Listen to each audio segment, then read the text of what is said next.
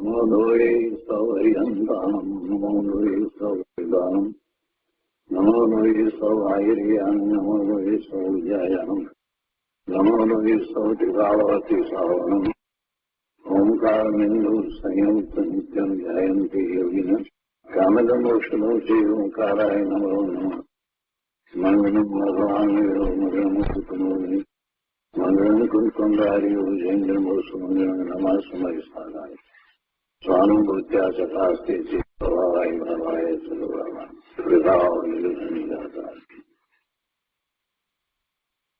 સમયસાર ભગવાન કુંકુંદાચાર્ય રચિત સમયસાર તથા ભગવાન અમૃતચંદ્રાચાર્ય રચિત આત્મખ્યાતિ ટીકા કળશ સહિત એનો સ્વાધ્યાય ચાલે છે. એના પરિશિષ્ટમાં કળશ 265 સુધી આપણે સ્વાધ્યાય કર્યો છે. કળશ 265 પછી હવે ઉપેય ભાવ વિચારવામાં આવે છે એમ કહી અને આચાર્ય ભગવાને જે ટીકા લખી છે એનો સ્વાધ્યાય આપણે શરૂ કર્યો છે. કળશ 265 પછીથી એમ કહ્યું કે જ્ઞાન માત્ર આત્મવસ્તુનો ઉપેય ભાવ એટલે ઉપાય અને ઉપેય પણ એ બંને આત્મા જ્ઞાન માત્ર હોવા છતાં તેને કઈ રીતે સંભવે છે એની વાત કરી છે. એમાં ટીકામાં એમ કહ્યું કે પોતે જ્ઞાન માત્ર પણ હોવા છતાં એ બે રૂપે પરિણમે છે, સાધકપણે અને સિદ્ધ રૂપે.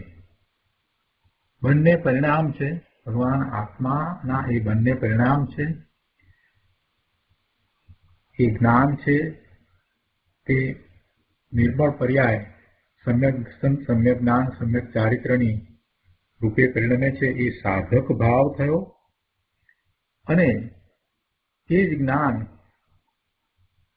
પૂર્ણ શુદ્ધ થાય છે એટલે કે કેવળ જ્ઞાન થાય છે. તો એમ એ ભગવાન આત્મા કેવળ જ્ઞાન રૂપે પરિણમ્યો,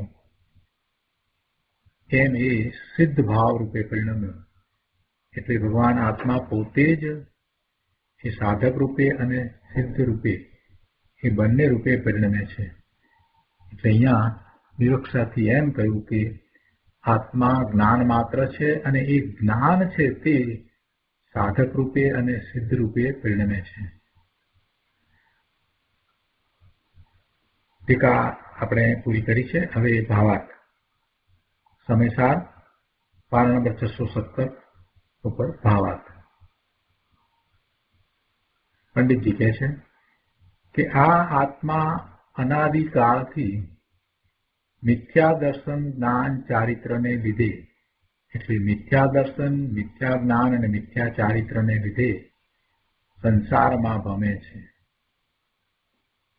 કોઈ કર્મને કારણે એ સંસારમાં ભમે છે એમ નહીં, પરંતુ મિથ્યા શ્રદ્ધાન, મિથ્યા જ્ઞાન એટલે અજ્ઞાન અને મિથ્યા ચારિત્રને લીધે આ જીવ અનાદિથી સંસારમાં ભ્રમણ કરે છે. તે સુનિશ્ચળપણે ગ્રહણ કરેલા વ્યવહાર, સમ્યક દર્શન, જ્ઞાન, ચારિત્રની વૃદ્ધિની પરંપરા વડે અનુક્રમે સ્વરૂપનો અનુભવ જ્યારથી કરે ત્યારથી જ્ઞાન સાધક રૂપે પરિણમે છે. સુનિશ્ચળપણે ગ્રહણ કરેલા વ્યવહાર, સમ્યક દર્શન, સમ્યક જ્ઞાન, સમ્યક ચારિત્રની વૃદ્ધિની પરંપરા. નિષ્કર્ષ શબ્દનો અર્થ અહીંયા વૃદ્ધિ કર્યો છે પંડિતજીએ. એટલે એ વૃદ્ધિ કોની? તો કે જે શુભ ભાવ છે, જે વ્યવહાર રત્નત્રય છે એની પરંપરા, એની વૃદ્ધિની પરંપરા. કોઈને એમ લાગે કે તો આ શું સ્વભાવ દ્વારા આગળ વધીને એ પુરુષાર્થ કરે છે, પણ એમ કહેવાનો આશય નથી. કેમ કે જેને હજી સમ્યક દર્શન, નિશ્ચય સમ્યક દર્શન પ્રગટ નથી થયું અને એનો પુરુષાર્થ એવો થયો છે, તો એને નિશ્ચય સમ્યક દર્શન, સમ્યક જ્ઞાન, સમ્યક ચારિત્ર ના પરિણામ થવાના જ છે. તો એ અપેક્ષાથી એની પહેલા જે છે એને અહીંયા શુભ ભાવને વ્યવહાર સમ્યક દર્શન, જ્ઞાન, ચારિત્રની વૃદ્ધિની પરંપરા એમ કહ્યું. એટલે ત્યાં વાસ્તવમાં તો એમ છે કે શુભ ભાવને છોડીને એ શુદ્ધ ભાવને પ્રગટ કરે છે. ગુરુદેવે એનો એ રીતે અર્થ કર્યો છે, અને ગુરુદેવે એના પર ઘણો ભાર મૂક્યો છે કે શુભ ભાવ કરતા કરતા એ આગળ વધીને શુદ્ધ ભાવમાં જાય છે. એટલે કે શુદ્ધ ભાવમાં જાય છે ત્યારે એ શુભ ભાવને છોડીને જાય છે. કઈ શુભ ભાવ દ્વારા શુદ્ધ ભાવમાં જાય છે એવો અર્થ નથી. એ સુનિશ્ચળપણે ગ્રહણ કરેલા વ્યવહાર સમ્યક દર્શન, જ્ઞાન, ચારિત્રની વૃદ્ધિની પરંપરા વડે અનુક્રમે સ્વરૂપનો અનુભવ જ્યારથી કરે ત્યારથી જ્ઞાન સાધક રૂપે પરિણમે છે. જ્યારથી અનુભવ થાય ત્યારથી એ સાધક થયો કહેવાય. ત્યાં સુધી એ સાધક નથી કહેવાતો. સ્વરૂપનો અનુભવ જ્યારથી કરે ત્યારથી એ જ્ઞાન છે તે સાધક રૂપે પરિણમે છે. એટલે કે એને એવું નિશ્ચય સમ્યક દર્શન, સમ્યક જ્ઞાન, સમ્યક ચારિત્ર પ્રગટ થયું છે. તો એ અપેક્ષાથી પણ અહીંયા એમ કહેવાય કે એ વ્યવહાર સમ્યક દર્શન, જ્ઞાન, ચારિત્ર ની વૃદ્ધિની પરંપરા વડે. કારણ કે જ્ઞાનમાં નિશ્ચય સમ્યક દર્શન, જ્ઞાન, ચારિત્ર રૂપ ભેદો અંતર્ભૂત છે. આ શેનું કારણ દર્શાવ્યું? જે જ્ઞાનની વાત કરીને કે જ્ઞાન સાધક રૂપે પરિણમે છે એમ થયું, તો એનું કારણ દર્શાવ્યું કે જ્ઞાન સાધક રૂપે પરિણમે છે એમ શા માટે કહ્યું? અહીંયા તો નિશ્ચય સમ્યક દર્શન, સમ્યક જ્ઞાન, સમ્યક ચારિત્ર એ નિશ્ચય મોક્ષ માર્ગ છે. તો પછી એમાં જ્ઞાન સાધક રૂપે પરિણમે છે એમ શા માટે કહ્યું? તો કહે છે કે એ જ્ઞાનમાં નિશ્ચય સમ્યક દર્શન, સમ્યક જ્ઞાન અને સમ્યક ચારિત્ર એ અંતર્ભૂત છે, એ એમાં રહેલા છે. એ ભેદ રૂપે છે, પણ એ અંદરમાં એ જ્ઞાનમાં સમાય છે, જ્ઞાનમાં રહ્યા છે. નિશ્ચય સમ્યક દર્શન, જ્ઞાન, ચારિત્રની શરૂઆતથી માંડીને સ્વરૂપ અનુભવની વૃદ્ધિ કરતા કરતા જ્યાં સુધી નિશ્ચય સમ્યક દર્શન, જ્ઞાન, ચારિત્રની પૂર્ણતા ન થાય ત્યાં સુધી જ્ઞાનનું સાધક રૂપે પરિણમન છે. જ્યારે એને સ્વરૂપનો અનુભવ થાય છે ત્યારથી એ સાધક રૂપે પરિણમે છે. અને સાધક રૂપ એ ક્યાં સુધી પરિણમે છે? તો કે જ્યાં સુધી નિશ્ચય સમ્યક દર્શન, સમ્યક જ્ઞાન, સમ્યક ચારિત્રની પૂર્ણતા ન થાય ત્યાં સુધી. પૂર્ણતા થાય છે એટલે શું થાય છે? પૂર્ણતા થાય છે એટલે કેવળ જ્ઞાન પ્રગટ થાય છે. જ્યારે નિશ્ચય સમ્યક દર્શન, જ્ઞાન, ચારિત્રની પૂર્ણતા થાય છે ત્યારે સમસ્ત કર્મનો નાશ થાય અને સાક્ષાત મોક્ષ થાય. ત્યારે એ જ્ઞાન સિદ્ધ રૂપે પરિણમે છે. કેવળ જ્ઞાન રૂપે પરિણમે છે, એ સિદ્ધ રૂપે પરિણમે છે. જે જ્ઞાન પહેલા સાધક રૂપે પરિણમતું હતું તે જ જ્ઞાન હવે સિદ્ધ રૂપે પરિણમે છે. એટલે બંને પરિણામ તો આત્માના જ છે. એ જ્ઞાનની જ બે દશા છે. સાધક દશા એ દશા પણ જ્ઞાનની છે, અને એમાં નિશ્ચય સમ્યક દર્શન, સમ્યક જ્ઞાન, સમ્યક ચારિત્ર ના નિર્મળ પરિણામ થાય છે. તો એ જ્ઞાનમાં જ સમાય છે, અને એ ત્રણેય જ્ઞાનથી કઈ જુદા નથી. નિશ્ચય સમ્યક દર્શન, સમ્યક જ્ઞાન, સમ્યક ચારિત્ર એવા પરિણામ જ્ઞાનથી કઈ જુદા નથી. એ જ્ઞાનમાં અંતર્ભૂત છે. એટલે એ સાધક દશા, અને એવી સાધક દશા જ્યાં સુધી પૂર્ણ દશા ન થાય ત્યાં સુધી હોય છે. અને જ્યારે નિશ્ચય સમ્યક દર્શન, સમ્યક જ્ઞાન, સમ્યક ચારિત્ર્યની પૂર્ણતા થાય ત્યારે એના નિમિત્તે સમસ્ત કર્મનો નાશ થાય છે. કાંઈ એ પૂર્ણતા થઈ એ કર્મનો નાશ કરે છે એમ નથી. કર્મ તો એનાથી જુદા છે, પણ એવો નૈમિતિક સંબંધ છે કે જ્યારે એને પૂર્ણ શુદ્ધ દશા થાય છે તો સામે કર્મનો ક્ષય થાય છે, પૂર્ણપણે કર્મનો અભાવ થાય છે. ચાર ઘાતી કર્મનો પૂર્ણપણે અભાવ થઈ જાય છે. અને જ્યારે પૂર્ણ મોક્ષની દશા થાય છે, હરિન દશા પછીથી હરિન દશા થઈ છે, કેવળ જ્ઞાન પ્રગટ થયું છે, અને પછી જ્યારે મોક્ષની દશા થાય છે ત્યારે ચાર અઘાતી કર્મનો પણ નાશ થાય છે. એટલે જે જ્ઞાન પહેલા સાધક ભાવે હતું તે કેવળ જ્ઞાન થયું ત્યારથી એ સિદ્ધ રૂપે છે એમ કહેવાય. અને સિદ્ધ દશા થાય છે એની અહીંયા વાત તો લીધી છે, મોક્ષ થાય છે એની વાત લીધી છે. એટલે અહીંયા તો કહે છે કે જ્યારે નિશ્ચય સમ્યક દર્શન, સમ્યક જ્ઞાન, સમ્યક ચારિત્ર્યની પૂર્ણતાથી સમસ્ત કર્મનો નાશ થાય અર્થાત સાક્ષાત મોક્ષ થાય ત્યારે જ્ઞાન સિદ્ધ રૂપે પરિણમે છે. કારણ કે તેનો અસ્ખલિત નિર્મળ સ્વભાવ ભાવ પ્રગટ દેદીપ્યમાન થયો છે. આ રીતે સાધક રૂપે અને સિદ્ધ રૂપે બંને રૂપે પરિણમતું એક જ જ્ઞાન આત્મવસ્તુને ઉપાય ઉપેયપણું સાધે છે. આ રીતે જ્ઞાન છે તે આત્માને ઉપાય ઉપેયપણું સાધે છે. આગળ કહે છે કે આ રીતે બંનેમાં, બંને એટલે ઉપાયમાં તેમજ ઉપેયમાં જ્ઞાન માત્રનું અનન્યપણું છે. અર્થાત અન્યપણું ઉપાયમાં અને ઉપેયમાં બંનેમાં જ્ઞાન માત્રનું અનન્યપણું છે.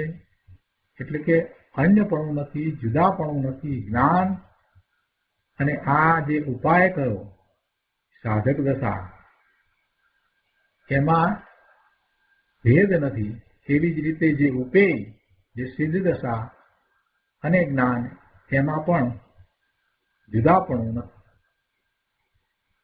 માટે સદાય અસ્ખલિત એક વસ્તુનું, જ્ઞાન માત્ર આત્મવસ્તુનું નિષ્કંપ ગ્રહણ કરવાથી મુમુક્ષુઓને કે જેમને અનાદિ સંસારથી ભૂમિકાની પ્રાપ્તિ ન થઈ હોય તેમને પણ, જો પ્રથમ વખત સમ્યક દર્શન થાય છે ત્યારે પણ એમ જ છે, અને ત્યાર પછીથી વારંવાર નિર્વિકલ્પ ધ્યાનમાં પોતાના સ્વરૂપમાં એ જાય છે ત્યારે પણ એમ જ છે. એમાં બીજો કોઈ ફેર નથી. એ જ રીતે એ પોતાના સ્વરૂપનું લક્ષ્ય કરીને સ્વરૂપ સન્મુખ થઈ અને એકાગ્રતા કરી અને સ્વરૂપને અનુભવે છે. એટલે મોક્ષ માર્ગમાં કઈ જુદું જુદું નથી. જે સમ્યક દર્શન થયું છે એ જ પદ્ધતિથી આગળ વધતા વધતા શુદ્ધિની વૃદ્ધિ થતી જાય છે અને પછી એમાં લીનતા થાય છે. પોતાના સ્વરૂપમાં સ્થિરતાનો પુરુષાર્થ થાય છે અને મુનિ પછી પોતે જ્યારે પોતાના સ્વરૂપને વિશે સ્થિરતા કરી લે છે ત્યારે કેવળ જ્ઞાન પ્રગટ થાય છે. એટલે પુરુષાર્થ તો એક જ જાતનો છે. પોતાના સ્વરૂપમાં પહેલા એનો અનુભવ કરવાનો, પછી લીનતા કરવાનો અને પછી સ્થિરતા કરવાનો. એટલે આખો પુરુષાર્થ સ્વરૂપલક્ષી છે. સ્વરૂપલક્ષી પુરુષાર્થ છે ત્યારે એ વખતે બાહ્યમાં જે કંઈ છે, જે સ્વભાવ વગેરે છે એને વ્યવહાર કહેવાય. એ વ્યવહાર રત્નત્રય છે. નિશ્ચય રત્નત્રય છે તો સાથે જે સ્વભાવ બાકી રહ્યો છે તે વ્યવહાર રત્નત્રય છે. અહીંયા કહે છે કે માટે સદાય અસ્ખલિત એક વસ્તુનું એટલે કે જ્ઞાન માત્ર આત્મવસ્તુનું નિષ્કંપ ગ્રહણ કરવાથી કંપન રહિત દશાને ગ્રહણ કરવાથી મુમુક્ષુઓને કે જેમને અનાદિ સંસારથી ભૂમિકાની પ્રાપ્તિ ન થઈ હોય તેમને પણ, એટલે કે આવી નિર્મળ ભૂમિકાની પ્રાપ્તિ ન થઈ હોય તેમને પણ તત્ક્ષણ જ ભૂમિકાની પ્રાપ્તિ થાય છે.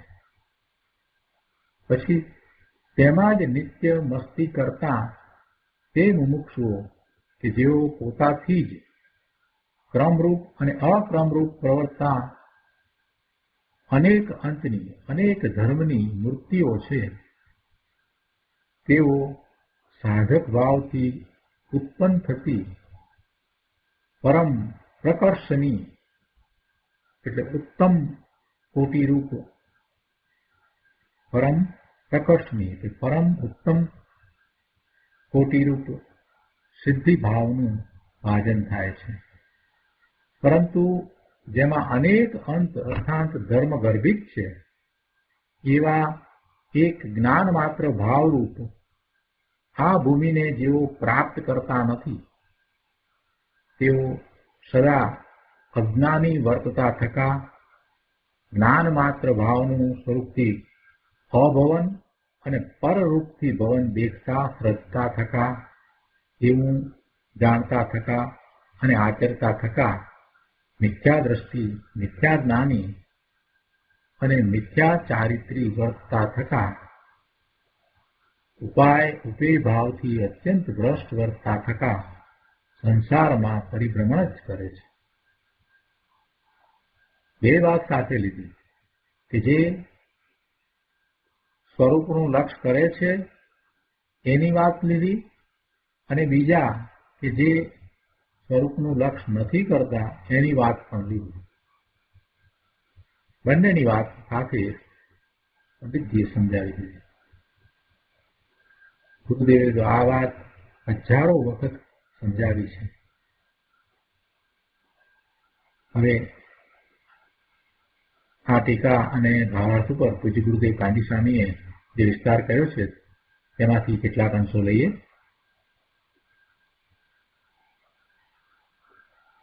પ્રવચન રત્નાકર ભાગ 11મો, પાના નંબર 220, ટીકા ઉપરનું પ્રવચન.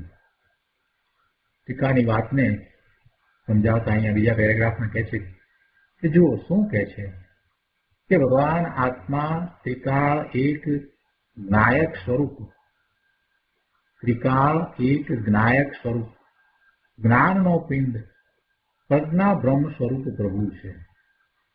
કેમ કે આચાર્ય ભગવાને એ વાત તો સ્પષ્ટ કરી કે જ્ઞાન માત્ર કહેવા છતાં, આત્માને જ્ઞાન માત્ર કહેવા છતાં એકાંત થઈ જતો નથી.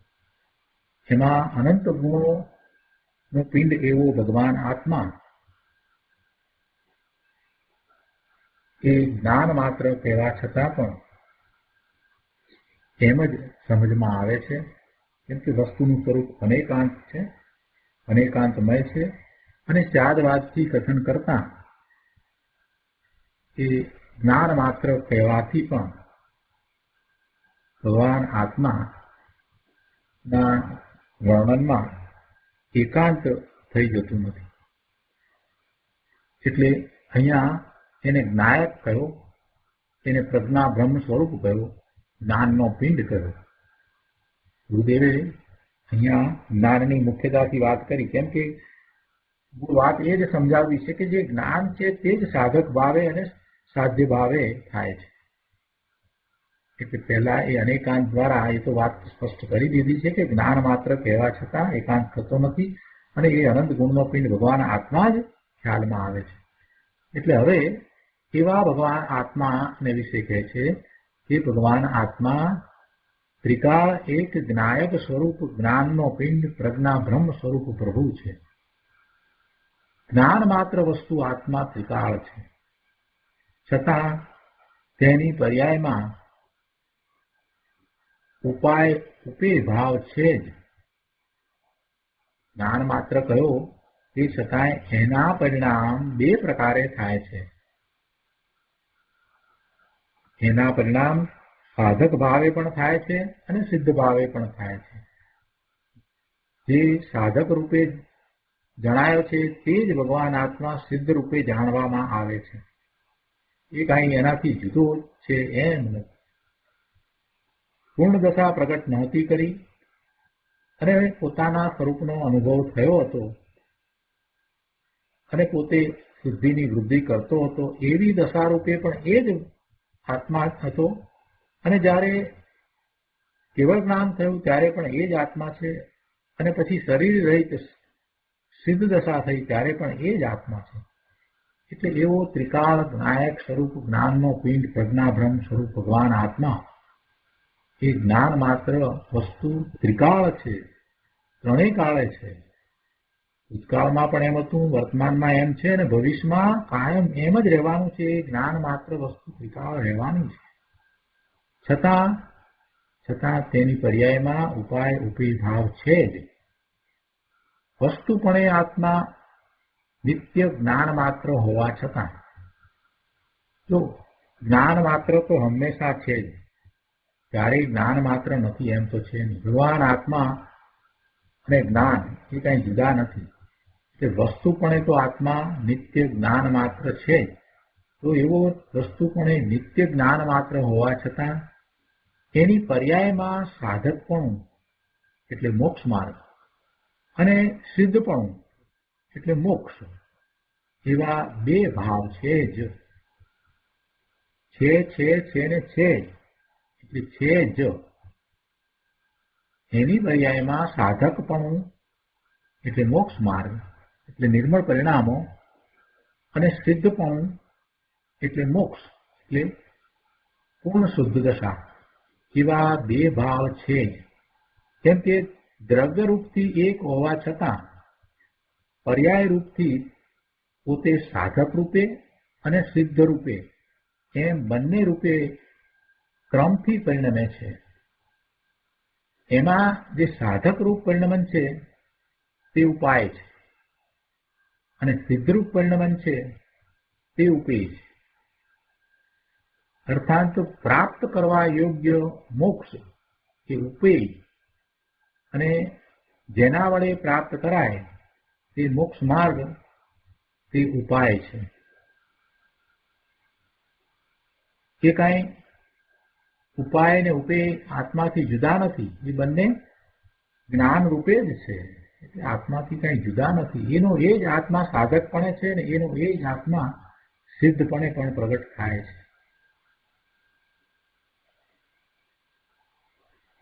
પુરુષાર્થ કરવા વાળો ભગવાન આત્મા એ જ આત્મા સિદ્ધ દશાને પ્રગટ કરે છે.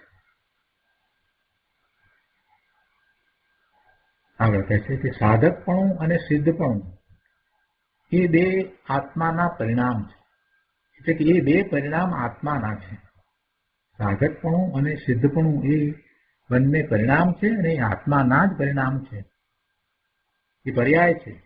જ્ઞાન સ્વભાવની દ્રષ્ટિ અને રમણતા થઈ જે સમ્યક દર્શન, સમ્યક જ્ઞાન, સમ્યક ચારિત્ર રૂપ શુદ્ધ રત્નત્રયની વિતરાગી દશા પ્રગટ થાય છે તે સાધક દશા છે.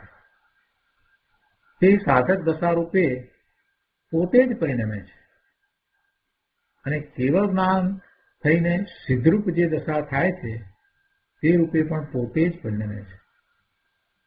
એમાં બહારના સાધનોની એને અપેક્ષા નથી, જરૂર નથી, ગરજ નથી.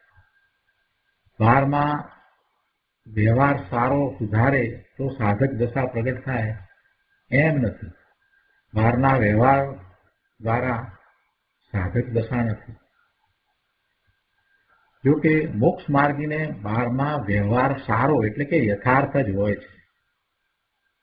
એને એવા શુદ્ધ અંતરંગ પરિણામ થતા હોય એને બહારમાં વ્યવહાર પણ યથાર્થ જ હોય, યોગ્ય જ હોય, ઉચિત વ્યવહાર જ હોય. પણ એનાથી અંતરની સાધક દશા પ્રગટ થાય છે એમ નથી.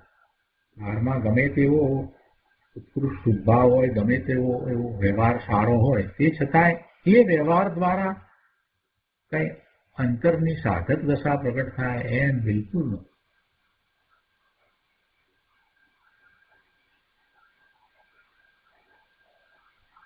આગળ 5મા પેરેગ્રાફમાં ત્રીજી લીટીમાં કહે છે કે અંદર સચ્ચિદાનંદ સ્વરૂપ સત નામ શાશ્વત, સિદ્ધ નામ જ્ઞાન અને આનંદ સ્વરૂપ પોતે ત્રિકાળ હોવા છતાં સચ્ચિદાનંદ શાશ્વત જ્ઞાન અને આનંદ રૂપ પોતે ત્રણેય કાળે છે, છતાં તેને ભૂલીને આ જે પર્યાય છે એ રૂપ પોતાને માને છે કે હું મનુષ્ય છું, હું પુણ્યવાળો છું, હું રાગી છું, હું અલ્પજ્ઞ છું. એવી જે પર્યાય બુદ્ધિ છે તે ભ્રમ છે, એ મિથ્યાત્વ દશા છે. અને એવા મિથ્યાત્વનો, એવી ભ્રાંતિનો નાશ કરવાનો ઉપાય શુદ્ધ ચૈતન્યના દ્રષ્ટિ, જ્ઞાન અને રમણતા છે. એનાથી અજ્ઞાનનો નાશ થઈને સાધક દશા પ્રગટ થાય છે અને તે સાધક દશારૂપ ઉપાયથી ઉપેય એવી મોક્ષ દશાની પ્રાપ્તિ થાય છે. પોતામાં અપૂર્ણ શુદ્ધ દશાનું થવું તે સાધક ભાવ છે અને પૂર્ણ શુદ્ધ દશાનું થવું તે સાધ્ય, એ મોક્ષ છે. બંને દશા છે, બંને આત્માના જ પરિણામ છે.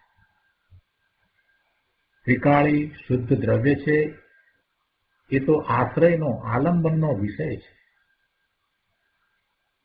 એ મોક્ષ માર્ગ કે મોક્ષ નથી. અહીંયા સમજવાનું છે કે પોતાનું ત્રિકાળી શુદ્ધ દ્રવ્ય છે તે મોક્ષ પણ નથી અને મોક્ષ માર્ગ પણ નથી. તે આલંબનનો વિષય છે, આશ્રયનો વિષય છે. જે ધ્રુવ છે તે આશ્રય કરવા લાયક છે.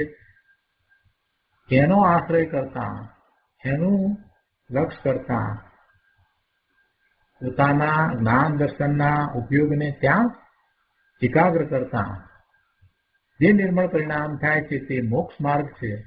અને એ જ રીતે ક્રમે આગળ વધતા એવા જ મોક્ષ માર્ગના પરિણામ કરતા કરતા કરતા એવી જ રીતે પોતાના સ્વરૂપનો અનુભવ કરતો હતો, તેમાંથી પોતાના સ્વરૂપમાં જ્યારે લીનતાથી આગળ વધીને સ્થિરતા કરી લે છે તો એ મોક્ષ છે. એટલે મોક્ષ છે એ પણ પરિણામ છે, એ ત્રિકાળી દ્રવ્ય નથી. ત્રિકાળી શુદ્ધ દ્રવ્ય છે એ તો આશ્રયનો એટલે આલંબનનો વિષય છે. એ મોક્ષ માર્ગ પણ નહીં અને મોક્ષ પણ નહીં. પણ એ ત્રિકાળી શુદ્ધ દ્રવ્યના આશ્રય મોક્ષ માર્ગ અને મોક્ષની પર્યાયો પ્રગટ થાય છે. પહેલા મોક્ષ માર્ગ છે, સાધક દશા છે, અને પછી પૂર્ણ દશા એટલે મોક્ષની દશા પ્રગટ થાય છે. એટલે એ બંને સાધક દશા અને સિદ્ધ દશા એ ત્રિકાળી શુદ્ધ દ્રવ્યનો આશ્રય કરતા પ્રગટ થાય છે. બહુ સ્પષ્ટ કરી દીધું. પોતે ભગવાન આત્મા છે, ત્રિકાળ શુદ્ધ શુદ્ધ શુદ્ધ છે. જેને એક વખત એવો અનુભવ થયો છે પોતાના સ્વરૂપનો, એને પછી બહારમાં ક્યાંય કોઈ જગ્યાએ રસ પડતો નથી. બહારમાં બીજું બધું ફિક્કું લાગે છે. પોતે જ પૂર્ણ છે, સર્વનો સ્વભાવી છે, એ વાતનો નિર્ણય થયો છે. ભલે ને સર્વજ્ઞ નથી થયો, પણ એને નિર્ણય થઈ ગયો છે, અનુભવ સહિત નિર્ણય થયો છે. પછી એ આગળ વધતા વધતા એવી પૂર્ણ દશા પ્રાપ્ત થશે જ. મોક્ષ માર્ગથી મોક્ષ દશાની પ્રાપ્તિ થાય એમ બોલાય ખરું. બીજી એક વાત અહીંયા ગુરુદેવ સ્પષ્ટ કરે છે કે મોક્ષ માર્ગ દ્વારા મોક્ષની દશા પ્રાપ્ત થાય એમ બોલાય છે, એમ કહેવાય છે. પરંતુ એમ કહેવું એ વ્યવહાર છે. મોક્ષ માર્ગ દ્વારા મોક્ષની પ્રાપ્તિ થાય એમ કહેવું એ વ્યવહાર છે. ખરેખર મોક્ષનું કારણ તો કર્મ નો કર્મથી ભિન્ન એવો મોક્ષ સ્વરૂપ નિજ આત્મા છે. કેમ કે તેનો પૂર્ણ આશ્રય થયે મોક્ષ પ્રગટ થાય છે. વિશેષ વિચાર કરતા મોક્ષની દશા જે પ્રગટ થાય તે જ મોક્ષનું કારણ છે અને તે જ મોક્ષ રૂપ કાર્ય છે.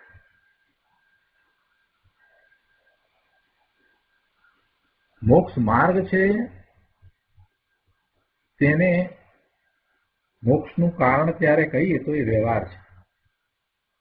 એટલે ખરેખર તો મોક્ષનું કારણ શું છે તો કે છે કે નિજ આત્મા છે, કેમ કે એનો પૂર્ણ આશ્રય છે મોક્ષ પ્રગટ થાય છે. અને વધારે ઊંડાણપૂર્વક એનો સૂક્ષ્મતાથી વિચાર કરવામાં આવે તો એ મોક્ષની દશા જે પ્રગટ થાય છે તે જ મોક્ષનું કારણ છે. એટલે મોક્ષની જે પર્યાય થઈ તે પર્યાય સ્વતંત્ર રીતે પ્રગટ થઈ છે, એને બીજા કોઈની અપેક્ષા નથી, પૂર્વની પર્યાય ને કારણે પણ નહીં. એ મોક્ષની પર્યાયના ષટકારક એના પોતાના છે. આવી વાત છે. એટલે ગુરુદેવ અહીંયા કહે છે કે વિશેષ વિચાર કરતા મોક્ષની દશા જે પ્રગટ થાય તે જ મોક્ષનું કારણ છે અને તે જ મોક્ષ રૂપ કાર્ય છે. પણ આવો મોક્ષ થાય છે એને પહેલા એવો જ મોક્ષ માર્ગ હોય છે. જેવા નિર્મળ પરિણામ રૂપ મોક્ષ માર્ગ એને એવો હોય જ છે. એમ નથી હોતું કે મોક્ષ માર્ગ હોય નહીં અને સીધો મોક્ષ થઈ જાય, એમ પણ હોતું. વસ્તુનું સ્વરૂપ આવું જ છે. પોતે જ સાધક છે અને પછી પોતે જ સિદ્ધ છે.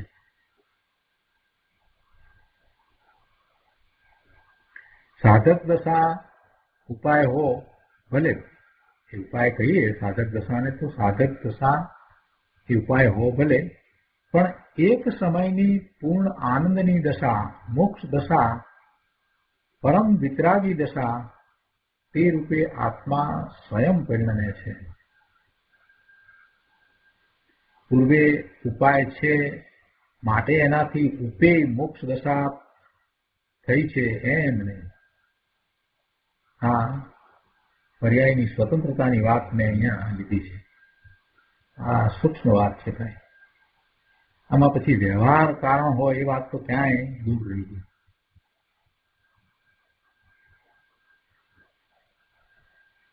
સાધ્ય દશા છે તે પરમ મોક્ષ દશા, સિદ્ધ દશા છે, અને સાધક દશા તે મોક્ષ માર્ગ છે. એ સાધક દશાને સંબર નિજરા કહો કે સાધક ભાવ કહો કે ઉપાય કહો, એ બધું એક જ છે. સાધક સાધ્ય દશા બંને સ્વ આશ્રયમાં જ સમાય છે. એટલે સ્વ આશ્રય સિવાય બાકી બીજું બધું થોથા છે. સ્વનો આશ્રય કરતા એવા પરિણામ થાય છે. સાધક દશાના પરિણામ થાય છે અને પછી આગળ વધતા એ સિદ્ધ દશાના પરિણામ થાય છે. એટલે સ્વનો આશ્રય એ જ એકમાત્ર કરવા જેવું છે. પોતાના સ્વરૂપને જાણીને અને જ્યારે સિદ્ધ ભગવાનના જ્ઞાનમાં, હરિયંત ભગવાનના જ્ઞાનમાં, કેવળી ભગવાનના જ્ઞાનમાં આ જીવ સિદ્ધ સમાન દેખાયો છે, તો પછી એનો પૂર્ણપણે સ્વીકાર કરીને પોતાની વર્તમાન મલિનતા છે એ પર્યાયમાં છે, એની સાથે પોતાને કાંઈ નિસ્બત નથી એવો પાકો નિર્ધાર કરીને, જેમ દિનેશ્વર ભગવાને માર્ગ દર્શાવ્યો છે તેમ માર્ગને ગ્રહણ કરતા, એવો પુરુષાર્થ કરતા એ પહેલા સાધક દશા થાય છે અને પછી સિદ્ધ દશા થાય છે.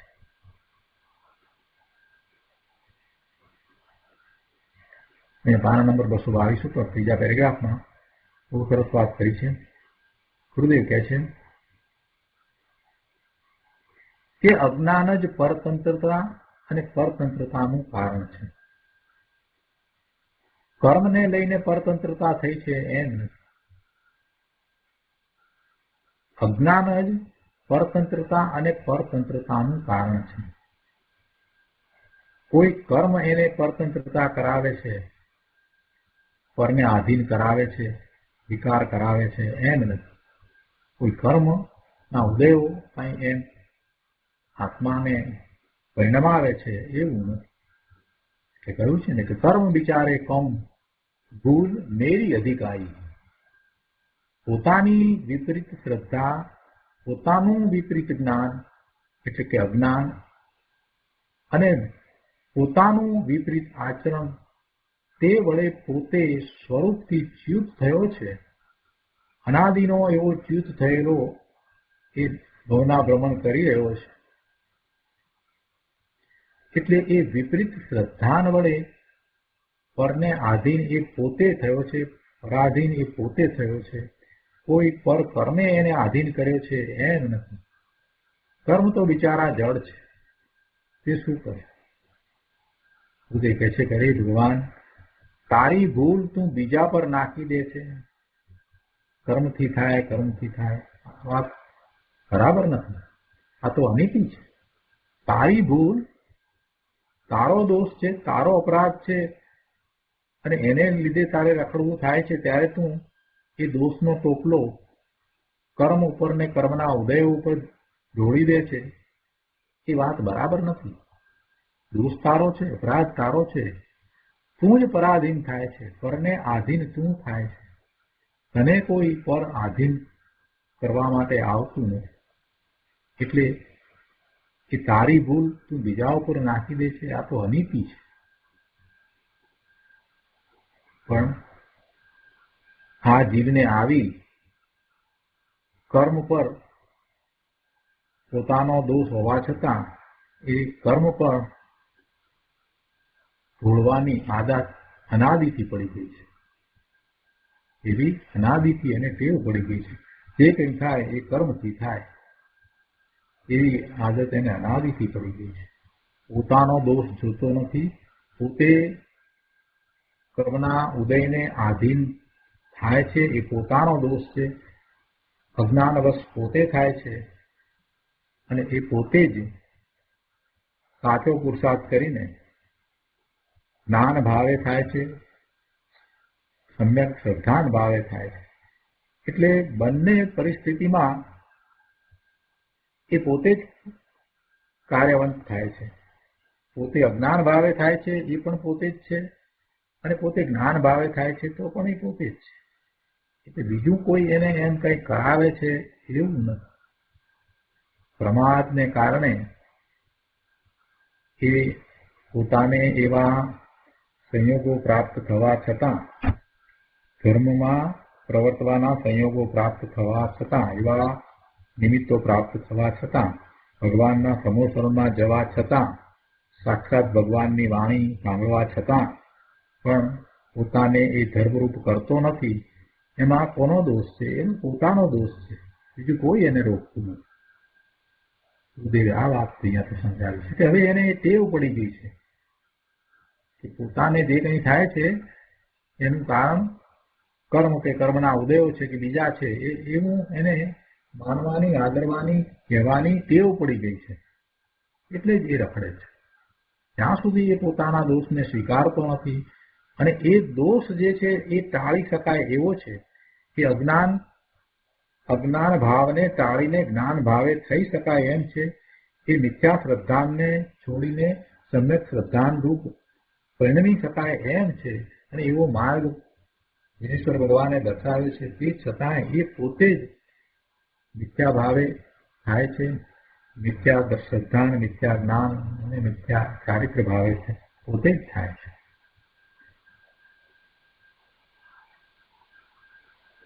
અહીંયા 222 પાના ઉપર છઠ્ઠા પેરેગ્રાફમાં કહે છે કે અનાદિથી મિથ્યા દર્શન, જ્ઞાન, ચારિત્ર વડે જીવ સ્વરૂપથી ભ્રષ્ટ થયો છે એમ કહ્યું ને, એનો અર્થ શું?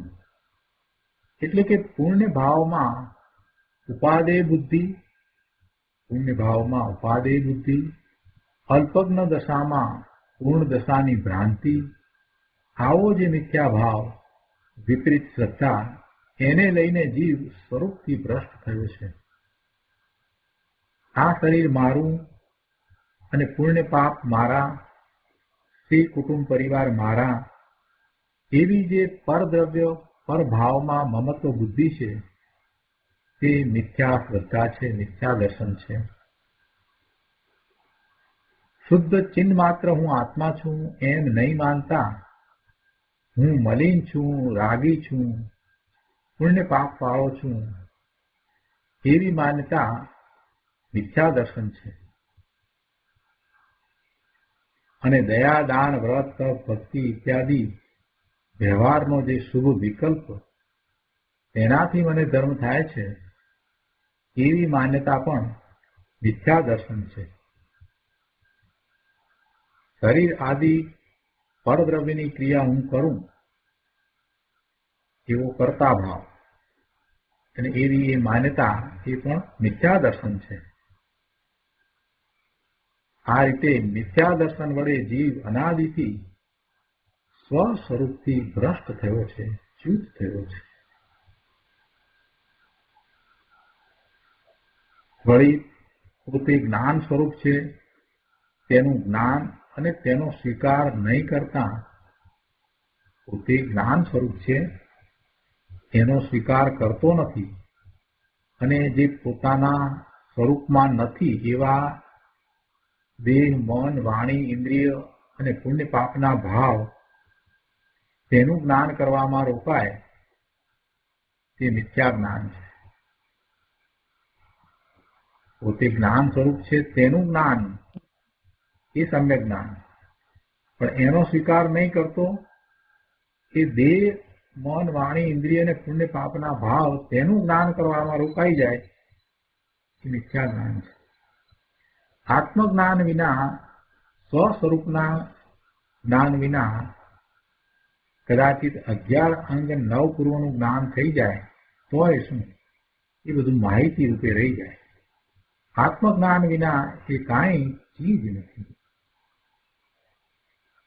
12 અંગ અને 14 પૂર્વનું જ્ઞાન છે, એમાંથી 11 અંગ અને 9 પૂર્વનું જ્ઞાન થાય એટલે અગાધ જ્ઞાન થયું. ભાઈ કઈ એ સહેલી વાત નથી. એવી પ્રખર બુદ્ધિ કઈ સહેલી વાત નથી. વર્તમાનમાં પંચમકાળમાં તો એ છે જ નહીં, પણ ભગવાન હતા ત્યારે પણ એ કઈ એમ સહેલી વાત નથી આમ થઈ જાય બધાને. પણ અહીંયા તો ગુરુદેવ કહે છે કે ભાઈ એ જ્ઞાન છે તે માહિતીરૂપ જ્ઞાન છે. એવું જ્ઞાન હોય, બધું કંઠસ્થ હોય, તે છતાંય આત્માનું જ્ઞાન નથી તો એની કાંઈ કિંમત નથી. આત્માનું જ્ઞાન એટલે અનુભવ સહિત પોતાના સ્વરૂપનું જ્ઞાન, પોતાના આત્માને જ્ઞેય બનાવીને એને અનુભવવો એવું જ્ઞાન. પોતાના જ્ઞાનરૂપ ભવન અને અનંત ગુણોનું જે પરિણમન છે એનું અનુભવ સહિતનું જ્ઞાન. એવા આત્માના જ્ઞાન વિના બીજું બધું જ્ઞાન છે તે કાંઈ ચીજ નથી.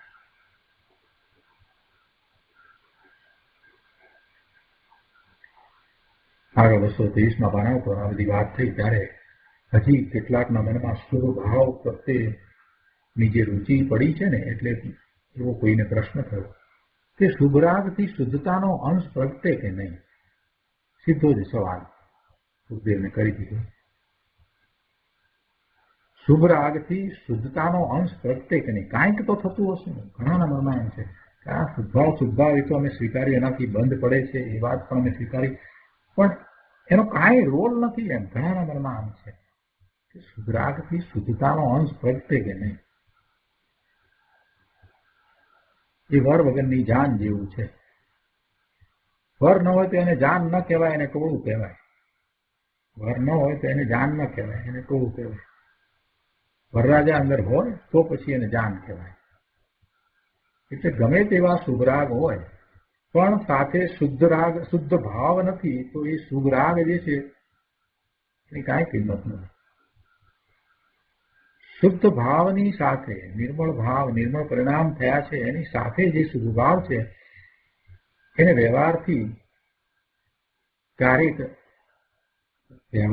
ક્યારેક એને સહચર જાણી અને વ્યવહાર ધર્મ કહેવામાં આવે, પણ એવા વ્યવહાર ધર્મથી કાંઈ શુદ્ધ ભાવ પ્રગટતો નથી, શુદ્ધતાનો અંશ પણ પ્રગટતો નથી. ગુરુદેવ એનો ઉત્તર આપ્યો છે કે શુભ રાગથી શુદ્ધતાનો અંશ પ્રગટે કે નહીં. આ પ્રશ્નનો ગુરુદેવે જે ઉત્તર આપે છે તે લઈએ. ગુરુદેવ કહે છે કે ભાઈ તેને કહીએ ભાઈ એમ નથી, એટલે કે શુભ રાગથી શુદ્ધતાનો અંશ પ્રગટે નહીં.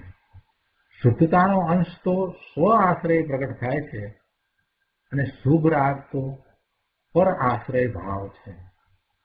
શુભ રાગ તો પર આશ્રય ભાવ છે. શુભ રાગ પરના લક્ષ્ય થાય છે.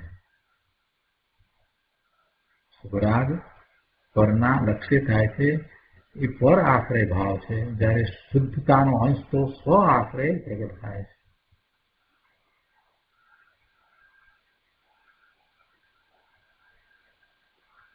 કોઈને અહીંયા પ્રશ્ન થાય, અભ્યાસીને એવો પ્રશ્ન થાય કે જ્યારે પોતાના સ્વરૂપનો જે વિચાર કરે છે, સ્વરૂપનો જ વિચાર કરે છે, તો એ વખતે સ્વરૂપનો જ વિચાર કરે છે તો એ વખતે જે શુભ ભાવ છે એ શુભ ભાવ કઈ કાર્યકારી નથી. અહીંયા ગુરુદેવ એમ કહ્યું ને કે શુભ રાગ છે એ પર આશ્રય ભાવ છે. તો જે જયારે પોતાના સ્વરૂપનો જ વિચાર કરે, પોતાના સ્વરૂપમાં કેમ કરી અને મારે એકાગ્રતા કરવી એવા વિકલ્પમાં છે, તો એ વખતે જે ભાવ છે એ શુભ ભાવ છે. તો એવા શુભ ભાવ અને એથી આગળ વધીને જયારે એ સ્વરૂપનું લક્ષ્ય કરવા જાય છે અને જે ગોલન ચાલે છે, તો ત્યારે જે શુભ ભાવ છે એ શુભ ભાવ કાંઈ કાર્યકારી થતો હશે કે નહીં, એના દ્વારા શુદ્ધતાનો અંશ પ્રગટે કે ન પ્રગટે, એમાં તો ક્યાં પરનો આશ્રય છે? આવો પ્રશ્ન થવો જોઈએ. વાત બરાબર છે. એ શુભ ભાવ છે, જ્યાં સુધી એ શુભ ભાવ છે ત્યાં સુધી એ બંધનું જ કારણ છે. જ્યારે એને સ્વરૂપનો આશ્રય થઈ જાય છે ત્યારે જ શુદ્ધતાનો અંશ પ્રગટ થાય છે. જ્યાં સુધી ઘોલન ચાલે છે ત્યારે પણ એ ઉત્કૃષ્ટ પ્રકારનો શુભ ભાવ છે, અને એવા શુભ ભાવમાં તો એને ચક્રવર્તીનું આયુષ બંધાઈ જાય, એવા આયુષ બંધાઈ જાય, એવા મનુષ્યના ઉત્તમ પ્રકારના આયુષ બંધાઈ જાય. પણ બંધ થયો, બંધાયું એટલે બંધ થયું, એમાં શુદ્ધતાનો અંશ નથી. પણ જ્યારે એ શુભ ભાવ ને છોડીને સ્વરૂપનો આશ્રય થઈ જાય છે ત્યારે શુદ્ધ ભાવ પ્રગટે છે, અને તે શુદ્ધ ભાવ છે તે વિતરાગી પરિણામ છે, એ વિતરાગી પરિણામ છે, અને એમાં કોઈ બંધ નથી. જેટલો શુદ્ધ ભાવ છે એટલા વિતરાગી પરિણામ છે, અને જેટલા વિતરાગી પરિણામ છે એટલો જ ધર્મ છે. એ સિવાય સાથે રહેલો જે કંઈ શુભ ભાવ છે તેને વ્યવહારથી ધર્મ કહેવામાં આવે, સાથે રહ્યો છે એટલે, પણ વાસ્તવમાં એ ધર્મ નથી કે ધર્મનું કારણ પણ નથી. આ વાત ગુરુદેવે બહુ સ્પષ્ટ કરી છે, ઘણી વાર સમજાય છે. અહીંયા એ વાતની પરાકાષ્ઠા દર્શાવતા અહીંયા ગુરુદેવ કહે છે કે જૈન સાધુ થઈને પણ જો વ્રત આદિ બાહ્ય સાધનમાં મમત્વ બુદ્ધિ કરે, જૈન સાધુ થઈને પણ જો વ્રત આદિ બાહ્ય સાધનમાં મમત્વ બુદ્ધિ કરે, અથવા તેને ઉપાદેય માને, બાહ્ય સાધન વ્રત આદિને માને અને એને ઉપાદેય માને, એમાં મમત્વ બુદ્ધિ કરે, તો તે સ્વરૂપથી ભ્રષ્ટ એવો સંસારમાં જ રખડશે, સંસારમાં જ રખડે. કેમ કે પછી પુણ્યનો બંધ થશે, બીજું કાંઈ થશે નહીં. અને પુણ્યનો બંધ પછી થશે તો ભવના ભ્રમણ તો થશે જ. તે કહે છે કે આ તો 3 લોકના નાથની વાણી છે બાબુ. આચાર્ય કુંકુમદેવ તેમના આડતિયા થઈને અહીં જાહેર કરે છે.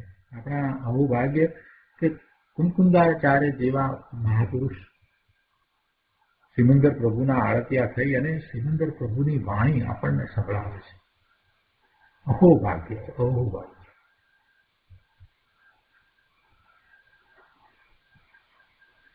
અને આપણા જેવા મંદ બુદ્ધિને આ કાળને વિશે એવી વાણી સમજવામાં પણ ના આવે ત્યારે ગુરુદેવ મળ્યા કે જેમણે એ સિમંદર પ્રભુની વાણી કુંકુંદાચાર્ય દેવ લાવ્યા, એને આપણને સરળ શબ્દોમાં સમજાવ્યું. પુણ્ય હોય તો આ બધું થાય, એવા ઉત્કૃષ્ટ પ્રકારના પુણ્યાનુબંધી પુણ્ય હોય તો આવા સંયોગો પ્રાપ્ત થાય. સંયોગો પ્રાપ્ત તો થયા છે, છતાંય જુઓ ને કેટલા પ્રમાદમાં પડ્યા છે જીવો. આ જીવન પૂરું થવા આવ્યું અને હજી આ જીવ જો પ્રમાદ છોડીને वो પુરુષાર્થ નહીં કરે તો આ બધું વ્યર્થ જશે, નકામું જશે.